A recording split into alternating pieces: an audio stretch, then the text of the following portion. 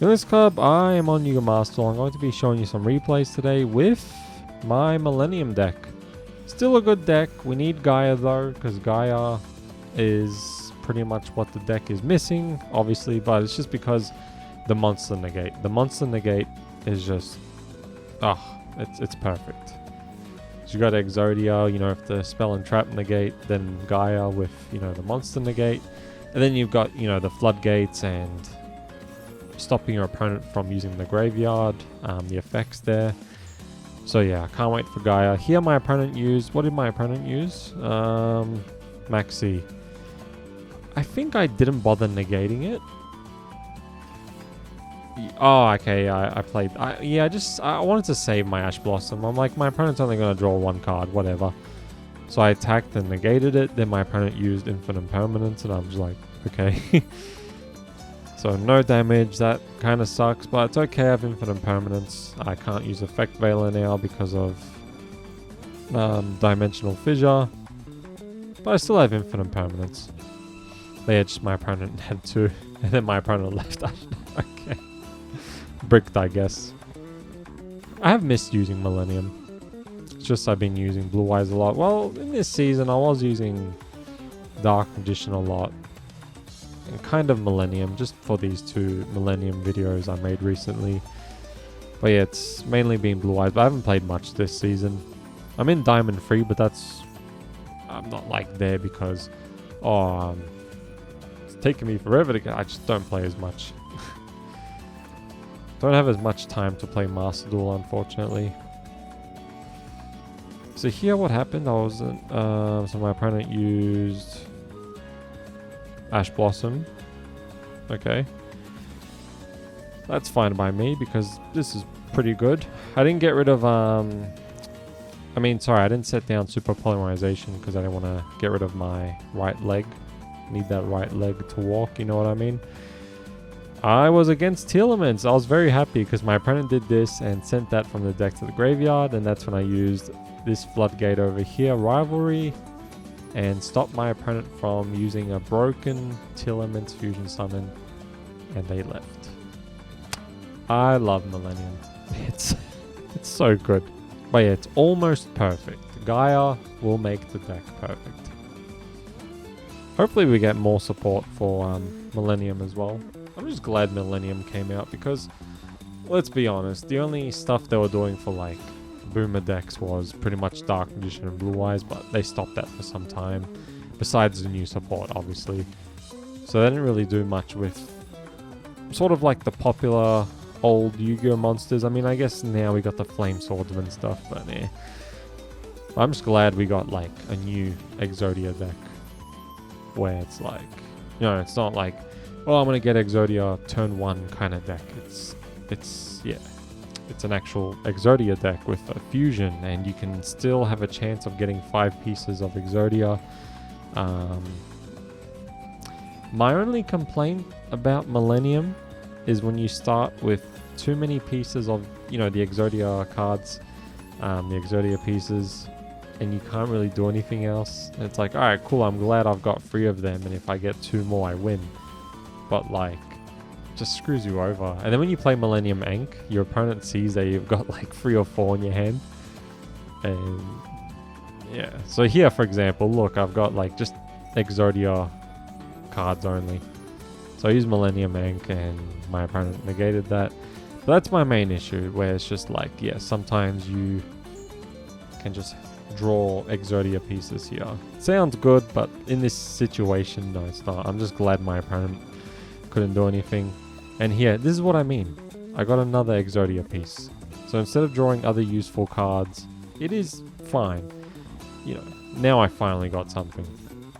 But still, this is what I mean. You just draw these cards and you can't really do too much. But other than that, it's good. So my opponent decided to banish Blue Eyes. I still got Millennium Ink, so I'm like, whatever. Now my opponent can see I have 3 of them in my hand.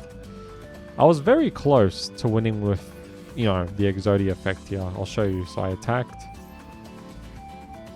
And then I got the trap card during my end phase. And this trap card gets me another Exodia piece. But you can't use the trap card unless your opponent has a card on their field. So if I wanted to, like, let's say my opponent somehow, you know, it's too risky. It's too risky. Like, I can't activate this trap card now because there's nothing on my opponent's field. So I have 4 of them. I was 1 off. I just decided to... Oh yeah, sorry, yeah, just activate my other Millennium Ankh. And I revealed 1 from my deck. So I summoned another Exodia. And it was pretty much GG.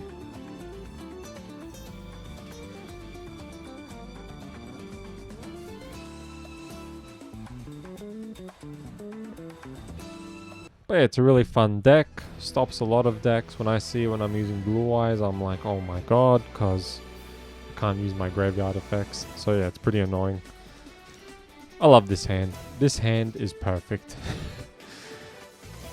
So I use Millennium Ankh. Then my opponent used Maxi. I'm like, whatever, you're just going to draw 1 card. I have all these floodgates and infinite permanents. Good luck. So I summoned Exodia. I love how easy it is to summon. It's just so cool. Then I set down all my cards, and then I got another copy of that trap card because I don't want my opponent knowing I have another one, which is over here. So my opponent did that, and then activated that. I use infinite permanence. And then here, I screwed my opponent over by activating their Chameleon 1 and Rivalry. And that's pretty much all my opponent can do now. That's it. I've locked them. And then they left. Oh man. Feels good. Feels good. So glad floodgates work with that, and how you don't need your graveyard effects. It's so good. Oh yeah, and also what I love about Gaia, it's not only because of the negate, it's also because of the Blue Eyes White Dragon in your graveyard, Heart of the Blue Eyes or Heart of Blue Eyes. It, you know, you can activate that effect more where you negate a summon, because Gaia makes the monsters have like a higher level on the field. So you can just pretty much activate the Blue Eyes negate like more than usual, because you don't really see the Blue Eyes negate from your graveyard much, unfortunately. Like, I don't really see it happen much, but now with Gaia, yeah, it will happen, so that's good. So not only is it negating a monster effect, it's also using the Blue Eyes negate in your graveyard for more cards. So it's helping that Blue Eyes card and a monster negate, so that's good. So pretty much a summon negate and a monster negate, so that's good. So here, my opponent left. I was going through the last replay. I don't think I showed my deck in the video, the Millennium video before this one, so I'll show it after this. So here I got Blue Eyes, which is nice, and Millennium Shield. So I used Blue Eyes to get Millennium Ankh. My opponent used Ash Blossom. I think I didn't bother negating it, just in case my opponent had Maxi. I was like, I'm cool to just get Millennium Ankh with Millennium Shield. And then my opponent used Ghost Ogre, and I'm like, cool. Alright, Called by the Grave on that.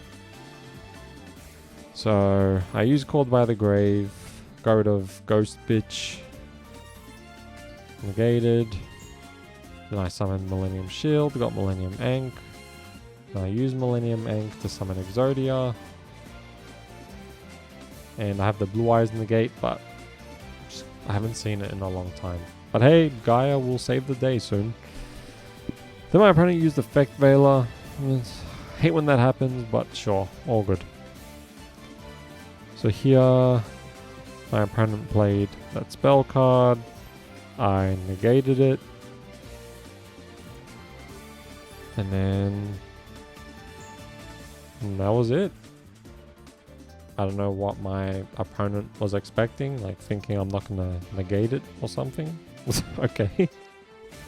Alright, this is the deck. been pretty